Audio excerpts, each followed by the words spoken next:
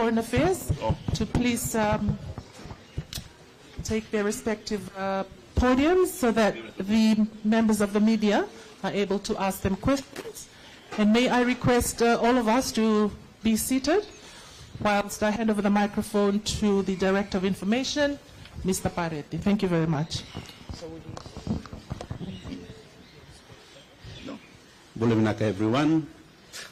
Honorable Prime Minister, sir, Honorable Penny Wong, Nisan Buleminaka.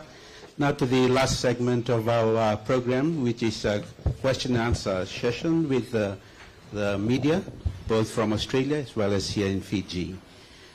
As is usual, the two leaders will have some opening remarks to make before they will then open it up for questions. So we start with you, Honorable Prime Minister, sir. Thank you very much, Honorable Minister for Foreign Affairs, Honorable Penny Wong. I asked her the first time we met whether it was proper for me to call her Penny Wong. She said yes. The only person who's ever called me Penelope was my mother when she was angry with me.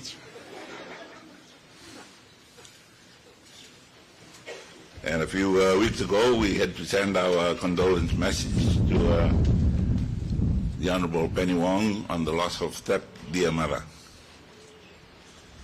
We welcome you again to Fiji this time. I thought you and Ewan have always followed me around. And when we met in Japan, I asked her, thinking about what we're going through in Fiji, about the work towards introducing the question of constitutional change, what is happening in New Caledonia, what is happening in Indonesia and West Papua. And they said to me, we're going to be talking to the people who are there. Who? The New Caledonians. And I said, well, who are New Caledonians? I said, the people of New Caledonia. Melanesians of New Caledonia, Franco New Caledonians, or Anglo New Caledonians, or just the Melanesians? Then I asked her, who is Australian? Penny Wong or Yvonne Goolagong? She said both. Oh, okay. Welcome to Fiji, where we're all Fijians. And we're going through that time of re-engineering our society and finding the proper constitutional arrangement for New Fiji. You reminded us about climate change and what is brought to medicine in the world. And I remember, what was his name? The chap who wrote the book, I think Professor or Dr. Esther will know who wrote this book. Guns, Germs and Steel. She would know who wrote that book. It's about societies changing, inspired by guns, germs and steel. He should have, it was Jared Diamond, the name of the writer. Jared Diamond wrote that book, Guns, Germs and Steel. He should have included climate. That would inspire developments around the world.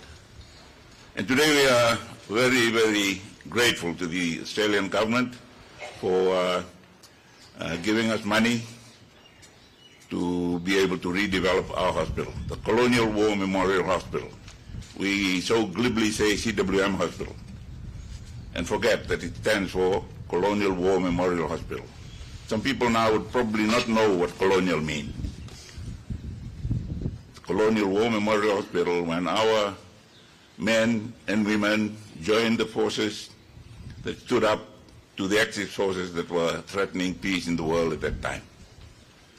And we're so grateful that one of those that received men and women from Fiji who went abroad, and you'll see the names of those that did not return on the wall facing the main door. So we're very grateful to you that you come to us. We'll just send this video recording around the world so that those that fought with us during that time will probably say, oh, we should be there, and they will come along. So welcome.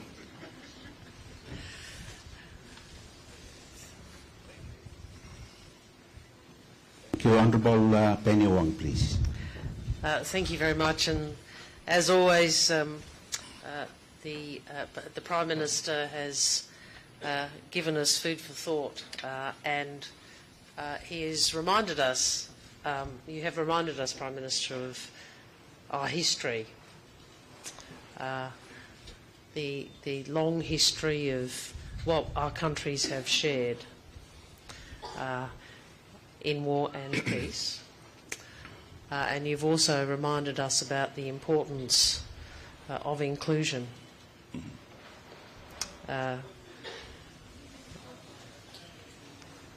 For Fiji and for Australia in our own societies. And the history of our two countries, because of who we are, because of what we share, because the region we are part of, is really consistent with the partnership we now have, the Fuvale partnership. Yeah. And you said, Prime Minister, you're grateful. Can I say we are grateful too? We're grateful for your friendship. We're grateful for the friendship of your people. We're grateful for your wisdom as a Pacific leader. We're grateful for your one-liners, usually. And I'm very grateful to be standing here with you today to make this announcement. Thank you. No. Thank you very much. Time for 2 or 3 questions from the media. You can just raise your hand if you want to ask a question. Introduce yourself. Vinaka. Johnny? Bulu Vinaka, Foreign Minister. My name is Johnny Salu. I am from the Fiji Sun. Ma'am, you mentioned about the current... She's not the Foreign Minister. She's an Australian Minister of Foreign Affairs. Foreign Affairs. She's not foreign to Australia. Minister, you mentioned about the current crisis that Fiji is going through, drugs. Apart from policing, what are other ways that the Australian government can support Fiji in the uphill battle that we're currently going through right now? Well, first I would say the principle of Fuvale and our work with you is that we seek to be responsive. So I would not come here to tell you what we would do. We work with you on the programs, on the issues that the government and the people identify to us as priorities in the ways that you seek to work with us and that you seek support. So I just would make that as a general proposition. We do have a range of bilateral and regional programs, including stronger engagement with law enforcement, targeting drug production and trafficking, as well as broader support for responses for the social impacts of drug use. We have the Fiji Police Reset through a renewing policing agreement between your police and ours. We're supporting the delivery of police command centres. We're delivering training in areas ranging from intelligence to digital forensics, and we're working more closely on complex transnational investigations. And as a result of our bilateral cooperation, we've seen a recent seizure of 4.27 tonnes of methamphetamine and 13 arrests. But more broadly, we look to work with you on this challenge as on all challenges. Do we have another question?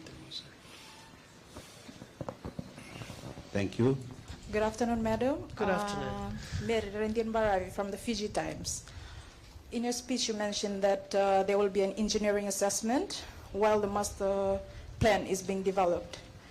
If the engineering assessment comes back and the report shows that the buildings are not usable, is there a possibility of relocation? Well, look, I find in politics that responding to hypotheticals is not a good thing. But look, I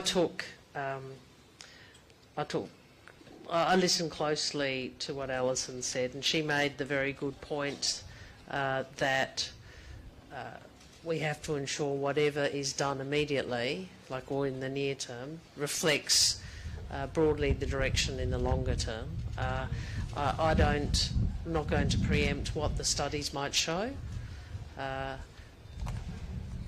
That's a matter for the master plan, and I think there's a lot of good work we can do together, and I hope I have the opportunity to come back here on another visit and we can see some progress. Thank you. Time for maybe one more question. Lightia.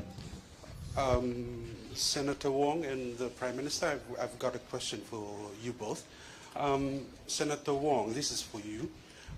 The Prime Minister has always been advocating on the need for a region of peace or an ocean of peace. However, geopolitical tensions around the world, particularly in the Middle East and in Europe, has put pressure on Fiji and the rest of the world. How does Australia intend to assist Fiji on that front? And also at the Prime Minister, Fiji has always indicated its support for the Israeli, particularly Benjamin Netanyahu, on its effort to defend itself at the cost of women and children on the Gaza Strip. The question is, Fiji's position, is it okay to continue to support a, what I've written here is a bloodthirsty man at the cost of Palestinian lives? Thank you. Your question first. Well, first, I've travelled in these last 3 weeks to Japan, to Laos, to Japan again, to Korea, and most recently to Washington, and then I've come here. And I would make the observation, first, that what happens in different regions of the world does affect us. Second, that peace is never a given. It's something we must all work for. Australia always seeks to work for peace and stability. We always look to ways in which we as a middle power globally can contribute to that peace and stability. And you may have heard me say what we want is a peaceful, stable and prosperous region.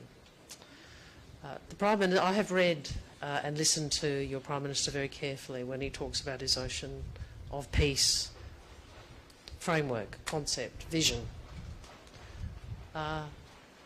And there is so much on that vision that we can do together.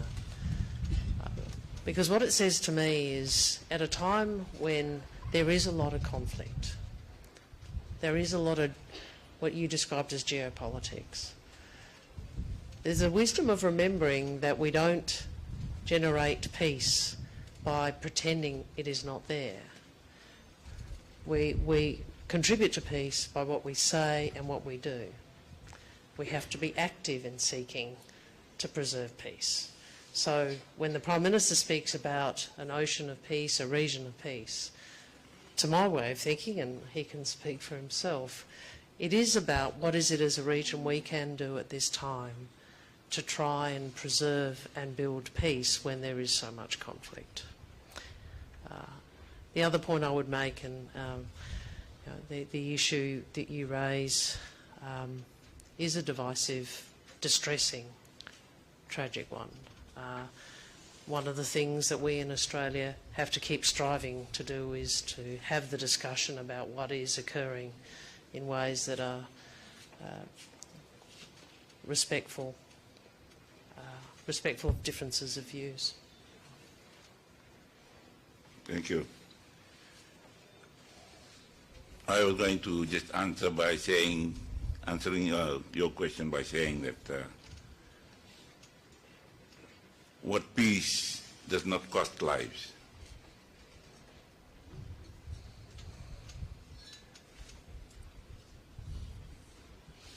Just behind you, out there's a street, Brewster Street, where my club, Queen Victoria School Old Boys Club, rests. That's Brewster Street. If you stand in the middle of Brewster Street and look across the bay, the harbor, you'll find Joski's Rump. One of the soldiers who volunteered to go to the war was a young Joski. When he came to join the British Army, they asked him, please change your name. Can you be known by another name? So he used his mother's name, Brewster. He came back with a military cross. That name, Brewster, and the son of Joski, that was when the world stood up to fight not only for the Jews of Germany, but for the rest of Europe and the world. In the years of the strategic arms limitation talks, there was an acronym bandied around, MAD, mutually assured destruction.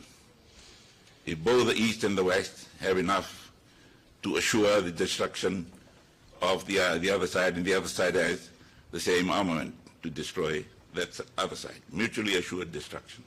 Was that peace? If they had achieved that, would that have been peace? I define peace as the absence of fear.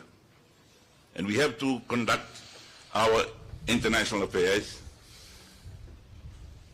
motivated by the objective of achieving an absence of fear, that no one lives under a threat. So there's no simple answer to your question.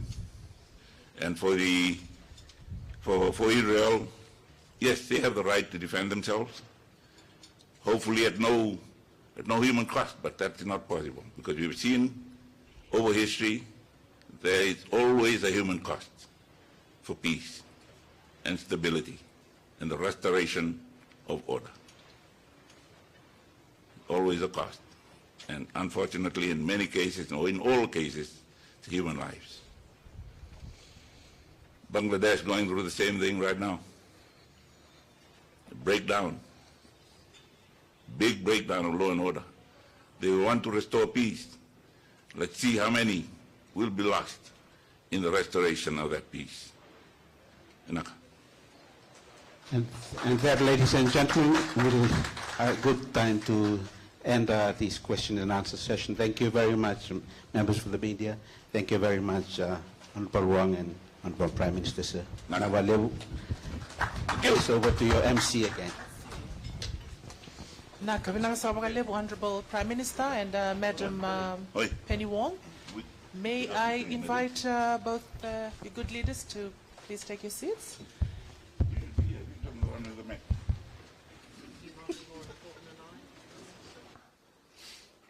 Sir.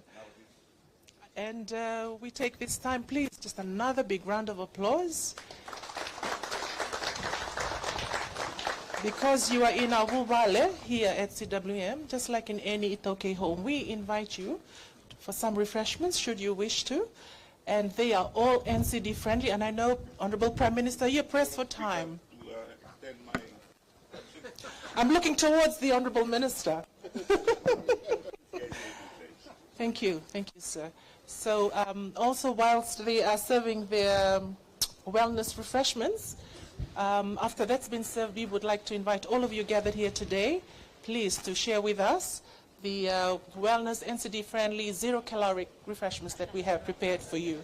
So for all of you here this afternoon, and our two leaders, thank you very much for honoring us this afternoon, and we wish you well for the rest of the week, and may God bless us all. Thank you very much.